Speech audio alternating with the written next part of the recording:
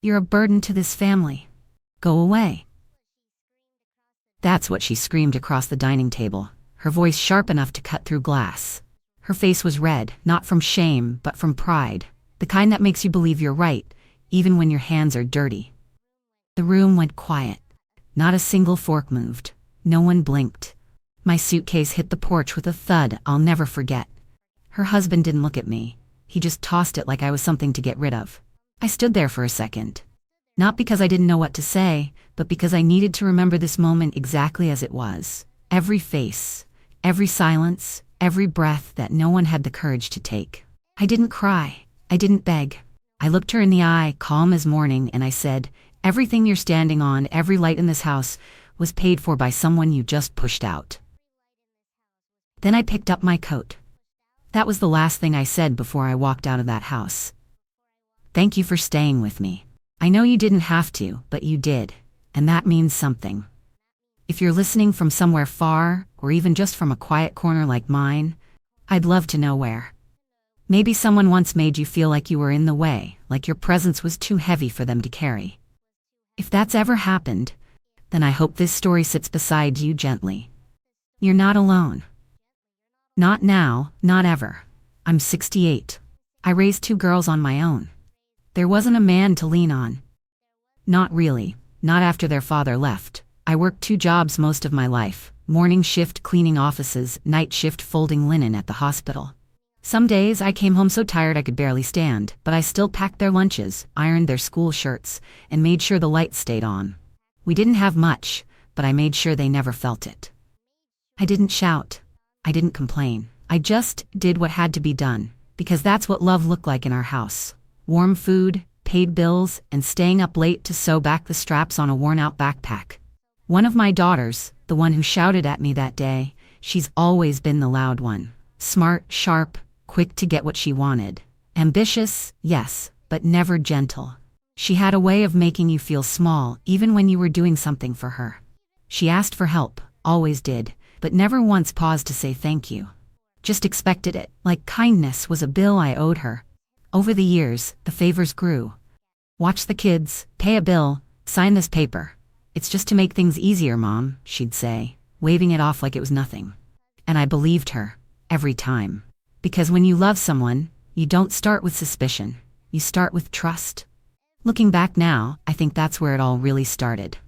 Not with the shouting, not with the suitcase, but with a quiet little signature on a line I never thought would be used against me. At first, the changes were so small, they almost slipped past me. My bedroom, the one nearest to the kitchen, warm and full of light, suddenly became needed for something else. They moved me to the back room, the one with the draft that never quite went away, where the window rattled when the wind hit just right. I didn't argue. I told myself maybe they just needed more space, maybe it made sense, but I felt it, that quiet nudge out of the way. Then came the holidays, and I noticed my name missing from the Christmas cards. I used to help choose them, sign them, even bake the cookies that went with them. But that year, the envelopes came and went without my hand touching a single one. Still, I kept smiling, kept cooking, kept showing up with warm hands and full arms. The children, they used to run up to me when I walked in the door. They'd hug me like they meant it, like they were glad I was there. But slowly, the hugs stopped, replaced by distracted waves or a quick glance over the shoulder. I started to feel invisible in a house I helped build. I was present, but I was no longer included. I convinced myself I was imagining things, told myself not to be sensitive. But the silence grew louder every day. They laughed at dinner, and I didn't know what the joke was. They planned weekends, and I heard about them only after they were already gone. I still folded laundry, still cleaned, still bought groceries. I still paid bills when they came up short, which was more often than they'd admit. And I told myself this was just a season, that things would settle, that love doesn't always show itself the same way. Then one day, I got sick. A fever that wouldn't break, chills that sunk deep into my bones. I lay in that cold back room for nearly 2 days. No one knocked, no one came in, no one noticed. They passed by my door, talking, laughing, arguing, and never once opened it. I wrapped myself in a blanket, listening to them move around the house I once filled with warmth, And for the first time in a long time, I felt completely alone. That was when the truth started to settle in. Not with anger, but with a deep, slow ache. I realized then that I had been moved out of their hearts long before I was moved out of that room. Not long after I got better, I started going through the mail more carefully, not because I was suspicious, but because something in me had shifted. I stopped assuming everything was fine. I began to read the fine print on the envelopes stacked near the kitchen sink. That's when I saw it, my name, over and over. On the electricity bill, on the gas bill, on the internet. Things I never signed up for, all under my name. I sat down at the kitchen table and laid them out one by one, my fingers trembling as the weight of it settled in. Every account, every charge, every late fee. Not theirs, mine. It didn't make sense at first, not fully. I thought maybe there'd been a mix-up, maybe they'd meant to switch things back. So I asked her gently. I didn't raise my voice. I just said, "Did you put these in my name?" She looked at me like I'd asked her something silly. "Well, you wanted to help, right?" she said, brushing it off like it was nothing, like I should be grateful to be useful. I stood there while she finished her glass of wine and turned away like the conversation didn't matter. That was when I realized it wasn't just the bills. The house, every brick of it, was still legally mine. The deed had my name. The accounts, all tied to the signature she told me was just a formality. "To make things easier, Mom," she said. But easier for who? Certainly not for me. I'd spent years holding them up, letting them lean on me without asking questions, and now I could see how deep the roots of that decision had grown. What I thought was help had become a tool. I had become a signature, a way to keep the lights on, to keep the credit scores clean, to live a life that looked stable from the outside while I sat quietly behind the scenes, taking the fall if anything went wrong. And yet, they called me a burden. Funny, isn't it? That word, burden. It rolls off the tongue so easily when someone's done with you. But a burden doesn't carry the mortgage. A burden doesn't fix the broken dryer or take out loans to cover someone else's missed payments. A burden doesn't give everything without keeping anything for herself. I didn't say anything that night. I just sat in silence at that kitchen table, surrounded by paper that told a story no one else in that house seemed to see. And I thought to myself, if I really was the weight dragging them down, why was I the one holding everything up? It was a Thursday afternoon when I went out to the garden, not to pull weeds or water the roses, but just to sit. I needed a place where I could be quiet without being watched. A place where my thoughts could fall out of me without needing to be explained. I sat on the old wooden bench beneath the fig tree, the one I planted years ago when I first moved in. My hands rested in my lap and my eyes stayed on the ground, but the tears came anyway, slow and steady like the way rain starts when a storm is trying to hold back. I wasn't sobbing. I wasn't wailing.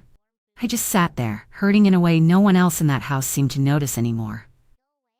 And then I heard the door creak open. I didn't turn around. I thought maybe someone needed something. Maybe they were looking for their shoes or calling the dog.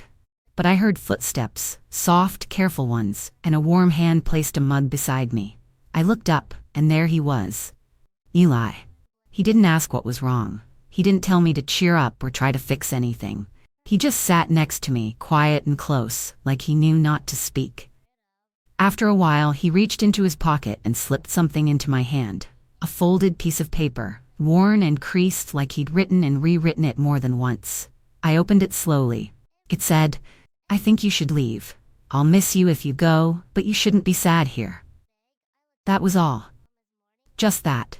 A few lines in shaky handwriting, but it broke me in a way nothing else had. He saw me. He saw what the others didn't care to see. He didn't have to understand everything that was happening. He just knew it wasn't right for someone to be in a place that made them feel this way. He didn't try to make it better. He just told the truth in the only way he knew how. That week, no one else touched me. No one said good morning. No one asked how I was. But Eli, he hugged me. Arms around my waist, face buried in my side, no words. Just warmth. I remember holding him tighter than I meant to, just for a second longer. Like maybe if I held him long enough, it would stitch something back together in me.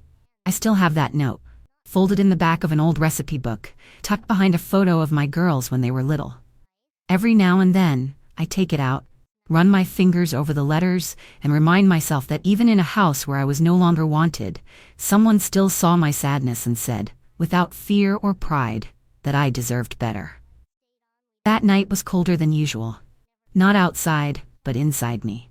The kind of cold that doesn't come from the wind or the air, but from knowing deep down that you're not wanted where you used to feel needed. The house was quiet in a strange way. The television buzzed low in the living room, playing one of those shows where people laugh too loudly at things that aren't funny. Someone was clinking a spoon against a glass in the kitchen, and I could hear the faint hum of the refrigerator. The little sounds that usually meant nothing, but that night, they felt heavy, like background noise to something ending. I moved slowly, careful not to let the old floorboards creak under my feet. My room, that cold back room, felt even smaller than usual, like the walls were leaning in on me. I took out the suitcase I kept under the bed, the same one I used when I came to help them move in years ago. It still smelled faintly of lavender and thyme. I opened it gently, laid it on the bed, and began placing things inside, one piece at a time. A sweater my mother knit before she passed. A framed photo I never hung on their walls. The earrings I wore to my eldest's graduation. I wasn't rushing. I wasn't trying to sneak out. I was just making peace with the fact that I had overstayed a welcome that had quietly expired long before I realized. I folded my coat the way I used to fold their blankets, neat, warm, respectful. I zipped the suitcase slowly. The sound of the teeth locking into place felt final, like punctuation on a sentence no one wanted to finish reading. I didn't leave a note. I didn't turn on the light. I just reached for the handle and walked to the front of the house. As I passed the hallway mirror, I saw myself. Tired eyes, shoulders pulled back, not weak, just finished. I stood by the door, my hand on the knob, not ready to open it just yet. And that's when she looked up from the couch, her legs curled under a blanket, a half-full glass of wine in her hand. She didn't look startled to see me there. She didn't ask where I was going. She just said, with a shrug and a sigh, like it was the most natural thing in the world, "You're a burden." I didn't flinch, I didn't cry, I didn't beg for a different ending. I just nodded, not in agreement, but in acknowledgement of the moment. Because sometimes, silence is the loudest thing in the room. And that night, my silence said everything she refused to see. I stood there, hand on the doorknob, the suitcase at my side, and for a moment I thought maybe I'd just leave quietly. Maybe I'd slip out into the night and let the silence speak for me one last time. But something in me, something old and steady, wouldn't let me go without saying the one thing they needed to hear. So I turned around. I didn't raise my voice, I didn't shake, I wasn't angry, I was finished. And finishing doesn't have to be loud to be powerful. She was still sitting there on the couch, glass tilted, eyes lazy, like she'd already forgotten what she said. The others were in the room too, pretending to scroll through their phones, pretending not to hear, not to feel the weight of the moment that was standing right there in front of them. I looked at them, each of them, and I said, "Calm and clear, everything you're standing on." I let those words hang for a second, just long enough for their meaning to settle. Every light in this house. I paused again, watching their eyes start to shift, watching the tension rise like steam from a pot that had been ignored too long. Was paid for by someone you just pushed out. No one moved. No one spoke. I didn't need them to. The truth had already landed, heavy and unmoving. It filled the room in a way nothing else ever had. It clung to the walls, crawled across the floor, and settled in their chests where guilt doesn't scream. It lingers. I didn't wait for a reply. I didn't give them the chance to twist it into something else. I turned, opened the door, and walked out into the night. The air was cool against my skin, but for the first time in years, I didn't feel cold. I didn't look back. I didn't need to. Because once you've said the truth out loud, the kind that can't be undone or softened or ignored, there's nothing left to carry with you but peace. And peace doesn't require permission. It just follows you when you finally let go. The next morning, while they were still wrapped up in their comfort, while they sipped coffee and went about their usual rhythm, the lights in the house flickered twice and then went out completely. No warning, no storm, no blown fuse. Just gone. The refrigerator beeped in protest. The The television went dark mid-sentence, and suddenly, the house that had always been warm and bright felt hollow and cold. I imagine they were confused at first, maybe annoyed. They probably checked the breakers, reset things, blamed the power company. But that was only the beginning. Not long after, the calls started. I know because the mail came to me, and the voicemails, some of them still linked to my number, rolled in one after the other. The mortgage company reached out, their tone no longer casual. Payments had been late before, but never missed. Now there was no one on file to respond. The bank accounts, the ones they thought were theirs, were frozen without notice. Cards declined at the grocery store. Online payments blocked. Even the car, the one they drove like they earned it, was gone from the driveway before the sun reached its highest point that day. Towed, not stolen. Claimed, not abandoned. What they didn't know, what they never bothered to learn, was that everything they stood on had always been mine. I wasn't just the one who helped when times got tough. I was the name behind the walls, the one on the insurance papers, the one who kept things afloat when the money ran out. They thought they had control. They thought they had me tucked away, out of sight, out of power. But they forgot who signed the papers. They forgot who paid off the roof repairs in cash, who refinanced the loan when they couldn't make a payment, who held the deed when they were too deep in debt to qualify for a line of credit. I never bragged about it. I never held it over them. I just wanted them to feel secure, to have a life better than the one I struggled through. I didn't do it for praise. I did it because I loved them. But love, real love, isn't blind. And when you open your eyes and see that you've been used instead of cherished, there comes a time when you stop holding the umbrella for people who never offered you shelter. They called me a burden. They threw my suitcase into the street. But what they didn't know was that the roof over their heads, the food on their plates, and the light they took for granted all came from the hands of the person they cast aside.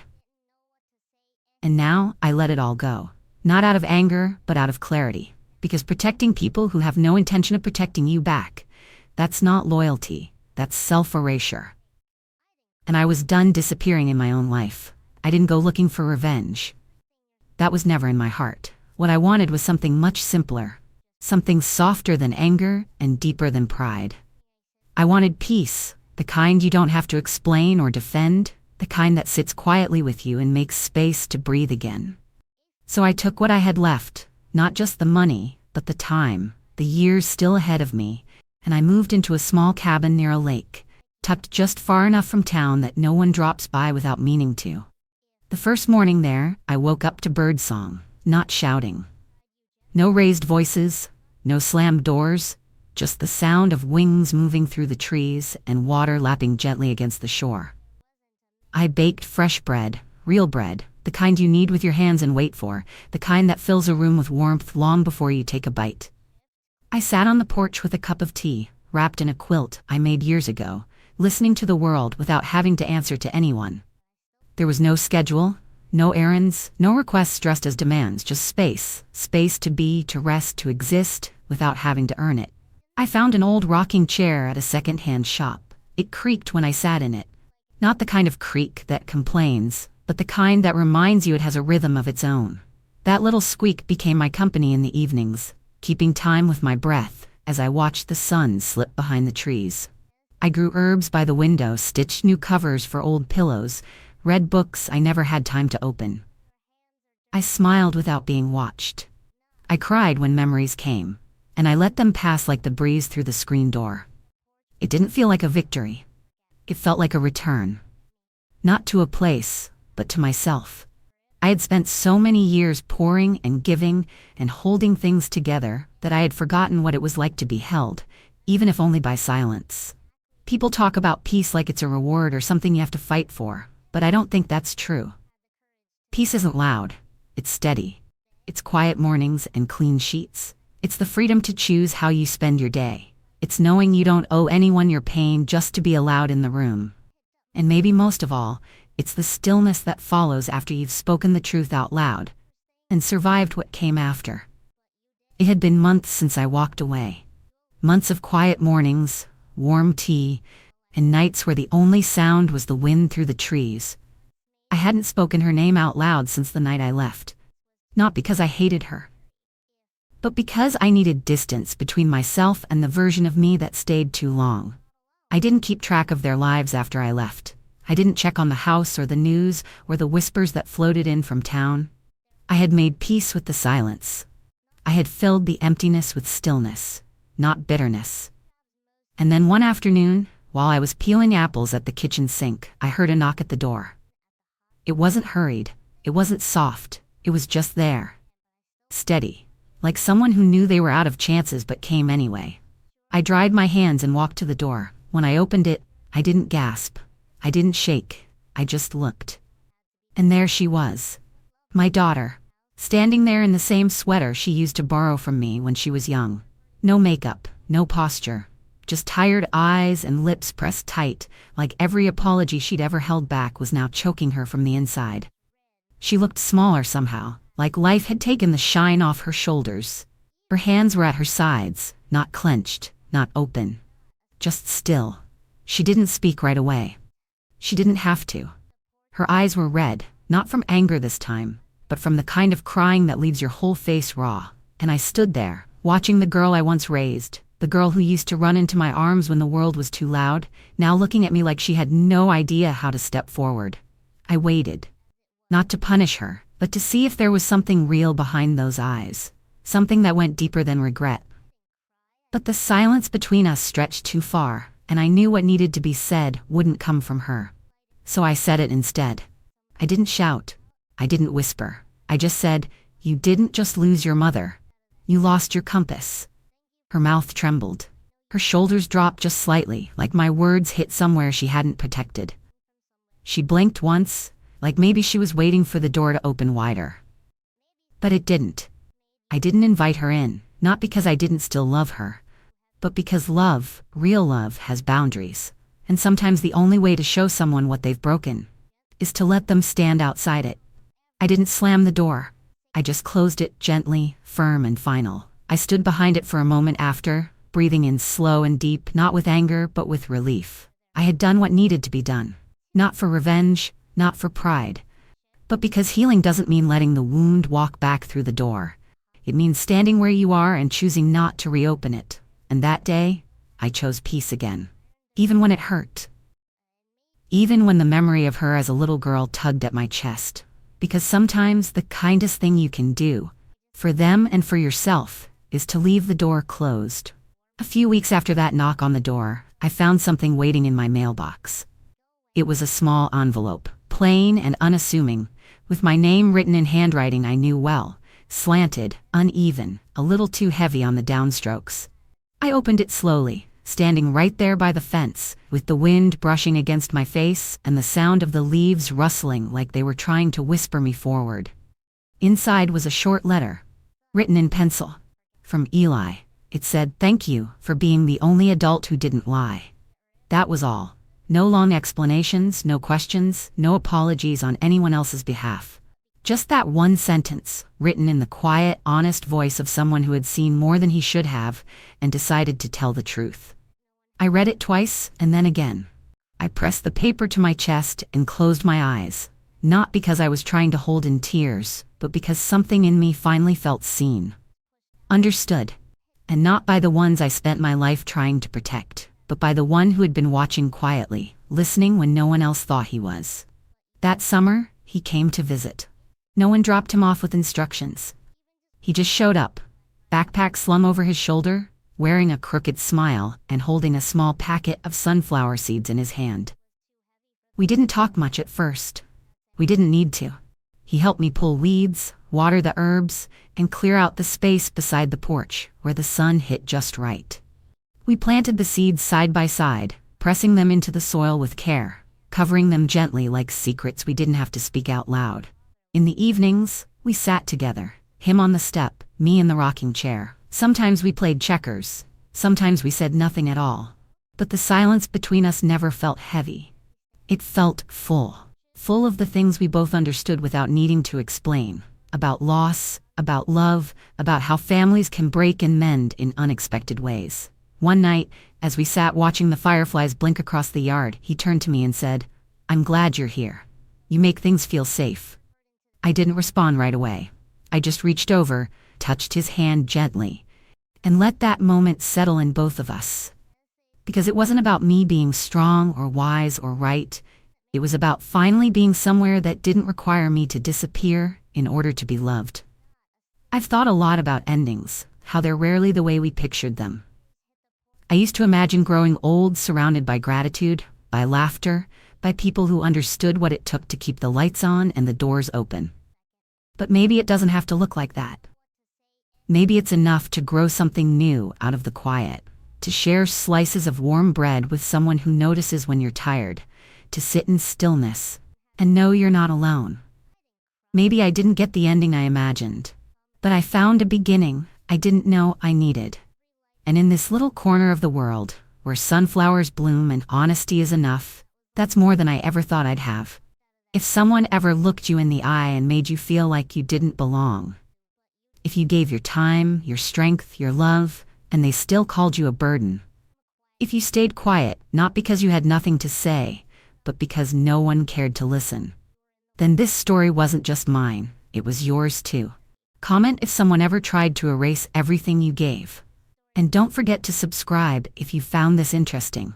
And if you're still healing, take your time. You're not alone. You never were. Thank you for watching. See you on the next story.